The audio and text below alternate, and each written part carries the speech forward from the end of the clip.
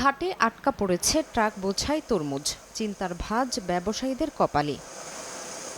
ভোলার ইলিশা ঘাটের মেঘনার বুকে বিশাল ডুবোচর জেগে ওঠায় এই রুটে ফেরি চলাচল ব্যাহত হচ্ছে। প্রায় ৫ কিলোমিটার ঘুরে চলতে হচ্ছে ইলিশা ও মজু চৌধুরী ঘাট রুটের ফেরিগুলোকে। এতে সময় লাগছে অনেক বেশি। এছাড়া ফেরির সংখ্যা কমে যাওয়ায় ঘাটের দুপারে পারাপারের অপেক্ষায় ২ শতাধিক ভারী যানবাহন। আর ঈদুল ফিতর সামনে রেখে যানজট আরও বাড়ার শঙ্কা তাদের। গাড়িগুলো জাম আছে অনেকের লেগে মনে যাইতে পারি না, তরমুজটি মনে হয় যে থাকলে নষ্ট হয়ে যাবে। এখন নষ্ট হইতেছে, আরো থাকলে আরো নষ্ট হয়ে যাবে। এখন এখানে ঠিকমতো ফেরি চলাচল করতে পারে না, নদীতে পানি নেই।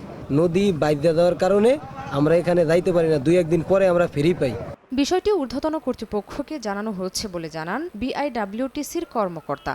আমরা আমাদের যথাযথ কর্তৃপক্ষের মাধ্যমে বিআইডব্লিউটিএকে জানিয়েছি, কিন্তু ড্রেজিং কার্যক্রম চলমান।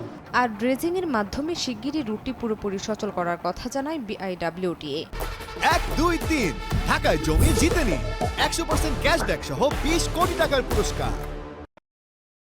নদীর মাটিটা তো কোথাও ফালাইতে হবে, কোথাও জায়গাও পাচ্ছি না। আমরা চেষ্টা করতেছি, আশা করি আগামী ৭-৮ দিনের মধ্যে ওভারকাম করতে পারবো। ভোলা লক্ষ্মীপুর রুটে ৫টি ফেরিতে প্রতিদিন ২০০-র বেশি যানবাহন পারাপার করত, কিন্তু নাব্য সংকটের কারণে ট্রিপ সংখ্যা অর্ধেকে নেমে এসেছে। সময় সংবাদ, ভোলা।